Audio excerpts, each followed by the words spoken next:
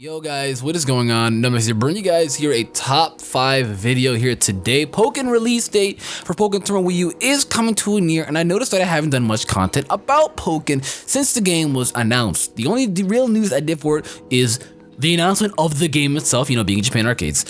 The announcement of the game being confirmed to come to the West, the announcement for the release date, and the announcement for that is coming for the Wii U. That's it, all right? I missed out on, I did reaction trailers too, like when Shadow Mega Mewtwo X was announced, confirmed trailer and stuff like that. I did do that, but not much information you see on my channel about Pokken. And a lot of people ask me every day if I'm gonna play Pokken. Yes, I'm gonna play it, I'm gonna stream it. I'm actually trying to go to Evo to actually play it at Evo, since Pokken Tournament is confirmed for Evo.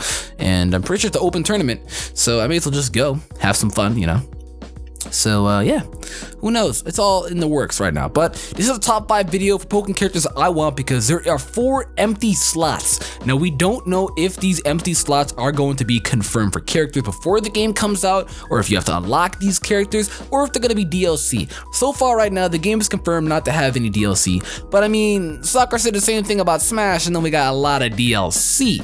So I think DLC is definitely possible for this game. DLC is very popular nowadays in gaming. So I do think that DLC is going to just be, popular. It's popular, but I do think the DLC might be coming in this game. But here's my list. 2 things. First off, 1, if you don't agree with my list, by all means, leave your own list down in the comment section down below. Since there are 4 empty slots, it's possible for us to get 4 more characters. Of course, since there are 4 empty slots, and it just seems unfinished, so yeah. And a total of 20 characters for the roster. It sounds like it'd be legit, right? It sounds like it'd be final. So here we go. And 2, again, if I don't agree with my list or my own opinions, it's my opinion. Feel free to leave yours in the comments down below and leave your own top 5. As well, of course, of giving the video a thumbs up. Your support means a lot and really helps out the channel. So yeah, I'll be periodically posting a lot of content of Pokken throughout this month and early next month as well. Just, before Pokken comes out, kind of hype you guys up that I'll be doing a day 1 playthrough of the game and streaming a lot and playing you guys, the viewers, and doing view battles and all that stuff on the Twitch. So yeah, so also this list may just sound stupid because I'm looking at this list right now and I was like, what was I on coming up with this list? But once you hear my explanations, it'll make sense, all right? Number 5 on the list, Zoroark. I do think that Zoroark should be in the game. Now let me tell you why, all right? Zoroark is very similar to when it comes to Lucario, right? He was a mascot, a 5th gen, a Pokemon that we saw that when 5th gen wasn't even out yet, we knew of its existence, same with Zorua, all right? We knew of those existences, okay? And Lucario had the same treatment, I think we knew only Zorua, not Zoroark, or we only knew, I don't remember, but we knew one of the 2 or both of the 2 before 5th gen came out, right? And his ability really, I could see helping us out so much in this game. His combat ability, illusion could make it to where, he disappears either for a little bit, or well, illusion means he copies the Pokemon itself or the last Pokemon in its slot. And really, if there's no Pokemon in its slots, it'd be a little busted if he actually worked around and illusioned himself into the Pokemon that'd be, for his assistant Pokemon. Because if he actually made himself into illusion to assist himself into Pokemon that he had in his assistants, let me give you an example, all right? Dragonite is his Pokemon, all right? Zoroark's ability is illusion. Now, if he uses ability and became a Dragonite, you know how busted that'd be? That have to last a limited time, of course, and it just sounds extremely stupid. That's why he's number 5. I don't know what I was on coming up with this. Maybe Ditto would have been cooler. All right, Ditto. But I like Zoroark. All right, he's really cool too. A Night Daze, Flamethrower, very good projectile zoning character, kind of like a spacey character. Someone with distant and with some range. I could see Zoroark working out with as well with some combat with like Shadow Claw, Sucker Punch, Night Slash, stuff like that. I could see all of that. I could.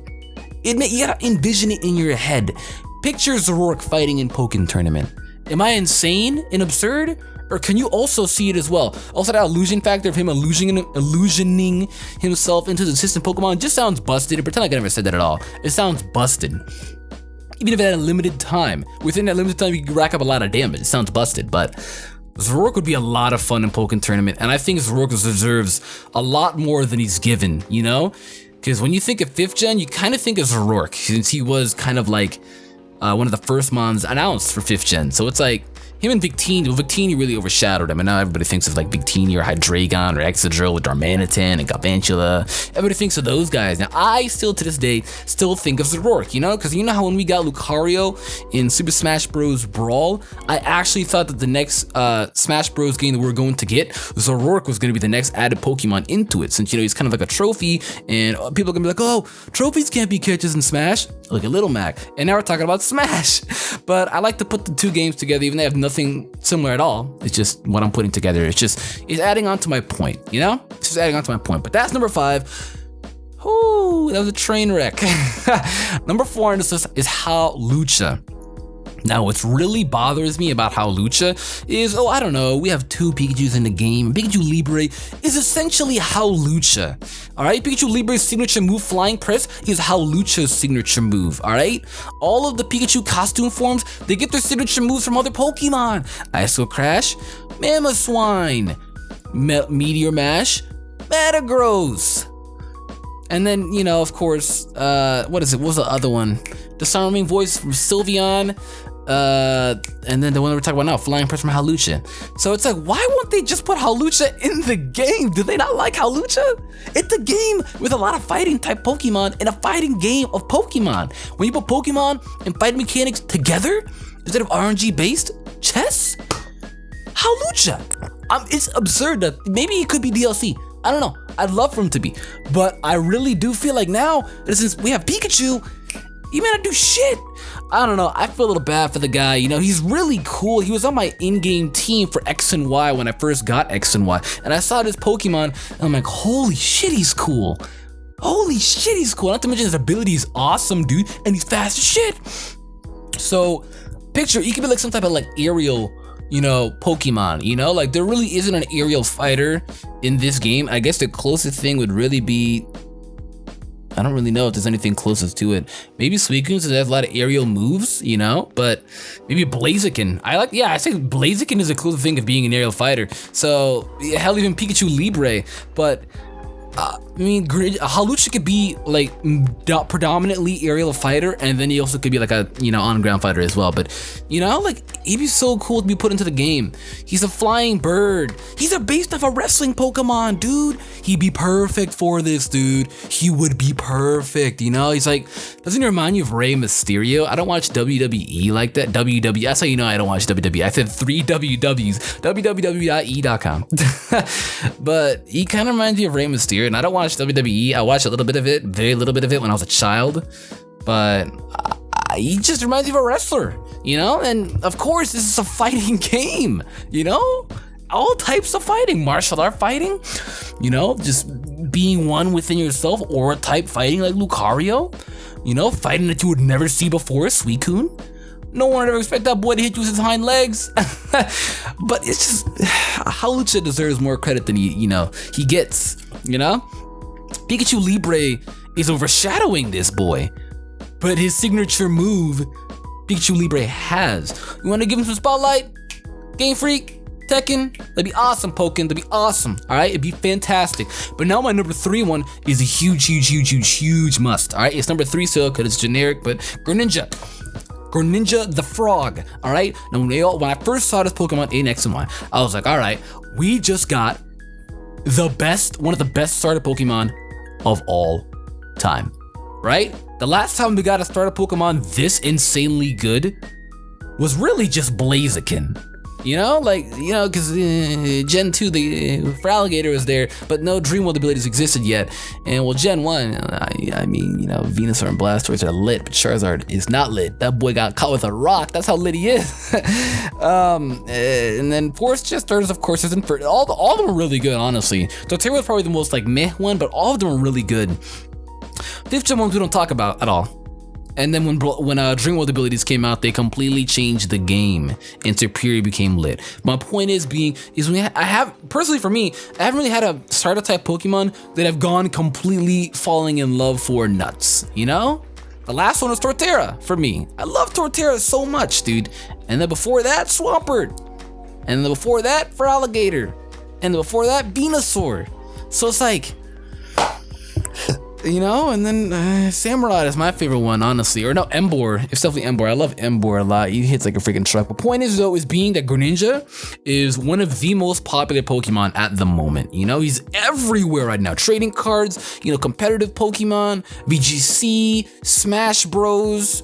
You know, with the first, he's in the most recent generation too, and the majority of the people, yes, they did start off with Greninja, since it's completely insane on the ratings how much of a gap there is between him and Chestnut and Delphox. Of course, a lot of people still chose Delphox and Chestnut, but Greninja is on his own level, and his ability, one of the most busted abilities I've received in a long time, right? So picture this, Greninja changes typings while he's fighting when he's in this game, right? So he could go for like, what is it? Ice Punch becomes a pure ice type then. Boom, you know?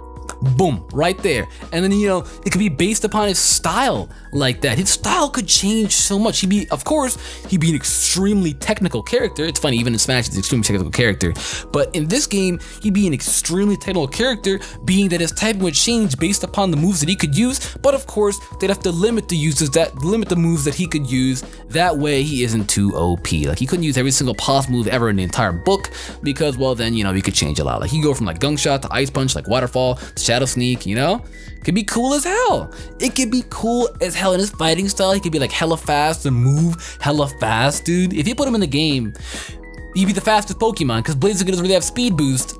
It doesn't look like it. Blaziken's, he's okay, but Greninja could be the fastest Pokemon, you know, move style based upon Pokken tournament logic.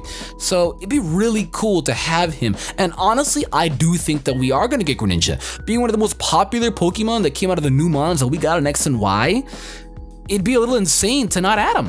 You know, it'd be just a little insane. It's like that Lucario aspect. You know, when Lucario was announced, and they put him in Smash and everything, and it was everywhere. He was in trading cards, commercials. He was literally everywhere, dude. And everybody had a Lucario icon. There was movies and everything, and everybody just thought Lucario was a badass. And Greninja's having the same effect right now. He's with Ash. There's Ash Greninja. He's in all these new upcoming X and Y movies that he's in. He's Ash's main, you know, partner, more than freaking Pikachu. So he has a bond that strong with Ash Greninja. So it's like Greninja's popularity, I really feel like could put him in the game. Because you gotta think about right now, most of the mons we have right now are pretty popular. Suicune, Gardevoir, Pikachu Libre, Blaziken, Machamp. You'd be surprised, Machamp is pretty popular. You know, there's a lot of people's favorite fighting type Pokemon, pretty popular. And I don't think the game goes off based off of popularity, seeing the support Pokemon that we have, but this one kind of speaks for himself, to where they should stop flaking and definitely put him in the game, you know? Definitely put that boy in the game. All right, we're now gonna be moving on to number 2, which I haven't seen anyone really put this in their list when they were making them a few months back in the summer, but I really would like Staraptor. Now, I know it's weird that I have 2 bird Pokemon inside of here, but they are 2, you know, bird Pokemon that work completely differently. Whereas one is a speedy revenge sweeper, so is the other one, but one of them more is a more better, stronger wall breaker, right? But so we're talking about Pokken tournament logic here. Staraptor, at first, when I first saw this guy, I really thought that he would be the first fighting flying. But Hawlucha took that spot.